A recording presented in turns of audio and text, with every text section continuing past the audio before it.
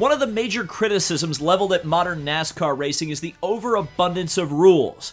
But just how much of an effect does the modern NASCAR nanny state have on creating legendary moments? Well, if we go back in the past, as it turns out, a lot. So here are 10 examples of legendary NASCAR moments that would have been made impossible under today's rules. Number 10. A wrecked car drives into victory lane.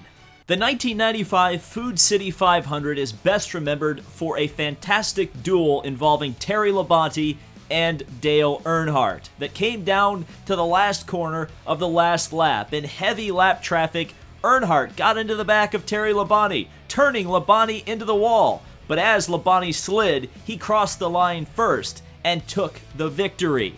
Labonte then drove his wrecked race car into victory lane, where one of the most iconic victory lane celebrations of all time took place.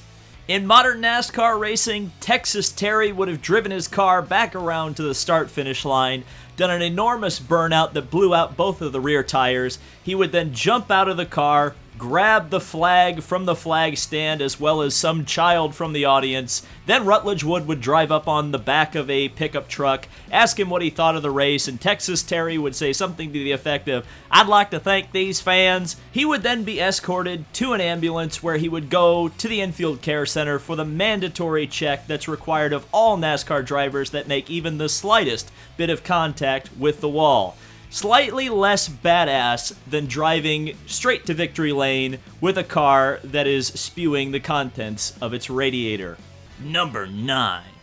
A caution-free race. The late 1990s and early 2000s are often cited by many a NASCAR fan as the greatest era of the sport, and a particular highlight many fans will say were the restrictor plate races of the era. Closely contested, incredibly intense, wild moments, and fan-favorite drivers usually taking the win ranks very highly for NASCAR fans of a certain age. The 2002 EA Sports 500 was no different, with Dale Earnhardt Jr. racing for 500 caution-free miles to take the victory.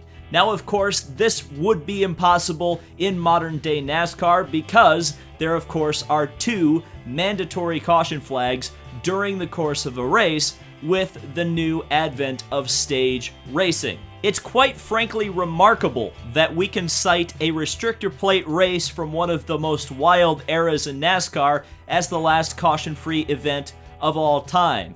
And the painful irony of the situation is it could never be repeated again, even if the drivers were on their best behavior.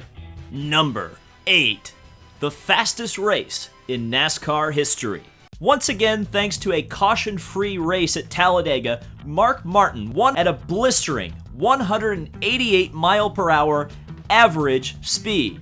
Now, of course, this would also be impossible in modern NASCAR racing because of these stages, the mandatory cautions, which would slow the pace of the race and prevent any kind of speed record being set throughout a 500-mile event. What makes Martin's mark even that much more impressive is the fact that this was done not only during the restricted era of NASCAR superspeedway racing, but this average speed also takes into account the 7 to 8 pit stops a NASCAR stock car goes through during the course of a 500-mile race. And unless something drastically changes in the NASCAR head office, this historic mark will never be touched. Number 7. Winning a race from 2 laps down under green flag conditions. The 1985 Winston 500 at the Talladega Superspeedway saw one of the most legendary performances of all time from Awesome Bill from Dawsonville, Bill Elliott. Despite falling nearly 2 laps behind the race because of a blown oil line, Elliott was able to race his way back up through the field, clocking lap speeds well over 205 miles per hour. And at the end of the day, at the end of 500 miles when the checkered flag flew, Elliott was the winner. Oh, not to mention, he did all of his unlapping under the green flag.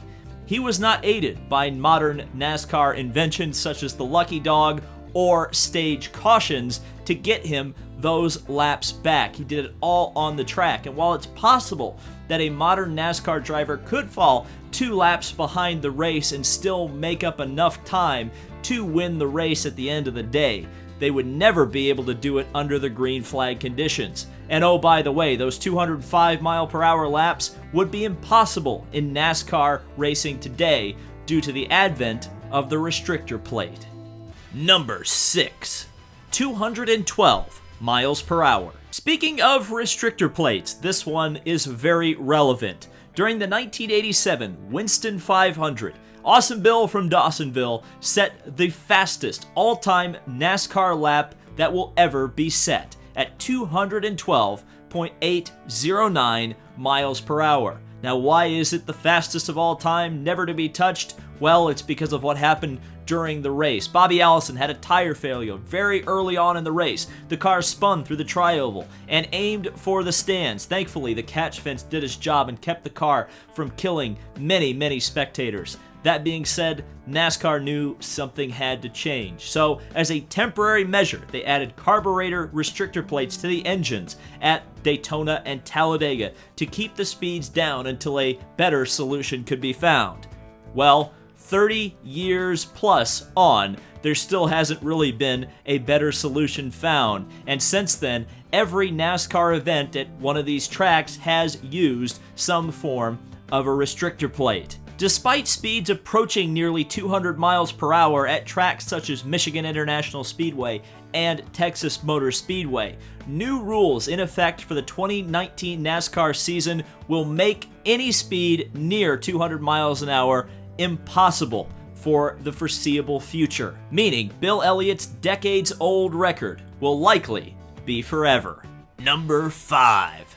A driver leads every lap of the race. Now, admittedly, there's not going to be many NASCAR fans who wax nostalgic about this one, but it's worth noting anyway. Jeff Burton won the 2000 Duralube 300 at Loudon, New Hampshire in what is described as the worst race in NASCAR history. This race was where NASCAR had a bit of a knee-jerk reaction to several fatal accidents that had been occurring at tracks such as Loudon and added carburetor restrictor plates to the cars, which created such a lack of throttle response that no one could get a decent run and pass the leader of the race, who just happened to be the pole sitter, Jeff Burton. Burton's performance is unlikely to ever be equaled again in modern NASCAR racing, thanks in part to the mandatory stage cautions, which affect strategy to the point where it makes it very unlikely that one driver will lead wire to wire. It's up to you whether you determine this a good thing or a bad thing. Number 4. A driver laps the field. This is another one that may not be fondly remembered by many NASCAR fans, but it's legendary in its own right. The 1994 Tyson Holly Farms 400 at North Wilkesboro Speedway was won in an absolutely dominant fashion by Jeff Bodine, lapping the entire field and becoming the last NASCAR driver to do so in history. It's unlikely this will ever be repeated due to the lucky dog system as well as the mandatory stage cautions and just the general level of close competition that modern NASCAR racing strives for. And believe it or not, this is not the only reason Jeff Bodine's win at North Wilkesboro in 1994 is so significant. Number 3. Goodyear tires don't win the race. This may come as a bit of a shock to a modern NASCAR fan, but Goodyear tires were not always the exclusive choice of every single NASCAR team. Mario Andretti famously drove Firestone tires into the 1967 Daytona 500 victory lane, and in 1989, Darrell Waltrip was carried to his Daytona 500 win on Hoosier tires. Hoosier was the primary competitor to Goodyear in NASCAR between the years of 1988 and 1994. Despite being the much smaller company, many considered the Indiana-built Hoosier tires to be the superior tire to the Goodyears. But after a promising 1994 season, which was capped off by Bodine's North Wilkesboro win, Hoosier Tire elected to leave the sport, publicly stating that there wasn't enough potential customers to justify creating racing tires. Internally, however,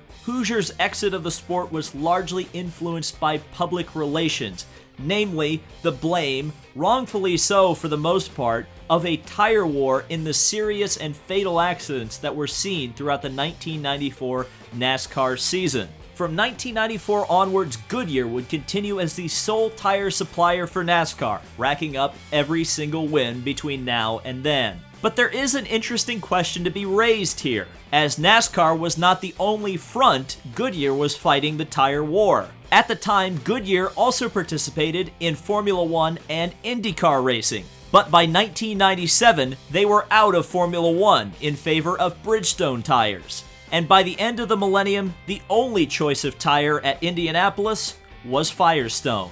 So, what would have happened if Hoosier would have stuck around 1 to 2 more years? Would everyone be cursing Hoosier on social media rather than Goodyear? It's an interesting question that we'll never have the answer to. Number 2.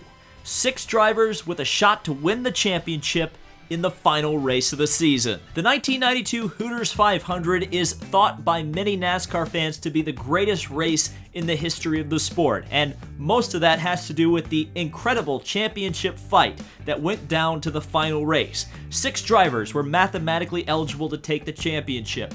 They were Davey Allison, Bill Elliott, Alan Kulwicki, Harry Gant, Kyle Petty, and Mark Martin.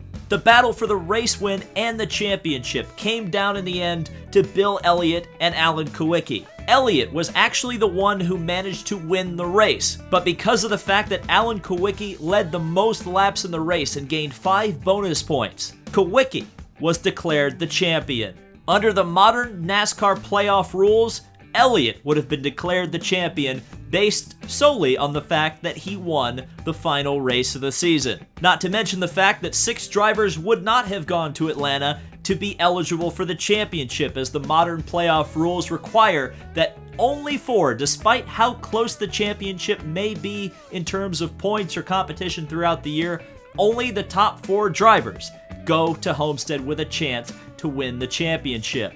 It's incredible that despite the manipulation of NASCAR to try to recreate scenarios each and every year that are exciting, as 1992 Atlanta, heck, just look at Homestead Miami Speedway itself, they literally turned the track into a clone of the 1992 layout of Atlanta Motor Speedway.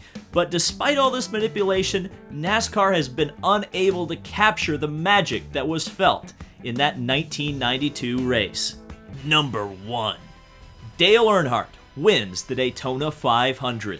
The most legendary moment perhaps in the history of NASCAR was when the man in black finally got the biggest win of his career, the one he'd been pursuing his entire life, the Daytona 500. In all likelihood, Dale would not have taken this win in modern NASCAR. Why is that, you may ask? Well, look no further than Mike Joy's call of the finish. A frustration. Dale Earnhardt will come to the caution flag to win the Daytona 500. Dale Earnhardt would see the caution flag and win the Daytona 500. A crash on the backstretch brought out the yellow, and Earnhardt, along with Bobby Labonte and Jeremy Mayfield, raced to the line to take the victory. Of course, in these days, NASCAR races ran to the advertised distance, of course, the Daytona 500 being 500 miles, and there was no green-white checker procedure or double file restarts to speak of. By being the first driver across that caution flag line, Earnhardt assured his victory. In modern NASCAR, the crash on the back straightaway would have instantly brought out the yellow and froze the field, and the subsequent restart would have seen Earnhardt have to defend an entire extra line of lead lap cars, and those drivers behind him, likely just as hungry to take their Daytona 500 win, would have likely gotten past Earnhardt by any means necessary. In all likelihood, between the time that the green flag would have come out and the checkered flag, Earnhardt would have likely been shoved out of the way, flipped over, or possibly intentionally wrecked going down the back straightaway before he could take his Daytona 500 win. And history would probably remember Jeremy Mayfield as being the 1998 Daytona 500 winner and not Dale Earnhardt. So that was the top 10 NASCAR moments that are legendary that would have never occurred under today's rules. What did you think about this video? Did you enjoy it? Did you disagree with this video? Regardless of your opinion, I'd like to know it down in the comments, so let me know down below. And also subscribe for more NASCAR and motorsports content. And oh, one bonus round this burnout that Dale Earnhardt did in the grass in modern day times would have ripped off his splitter. Thank you guys so much for watching. This has been David Land on YouTube, and we'll see you in the next video.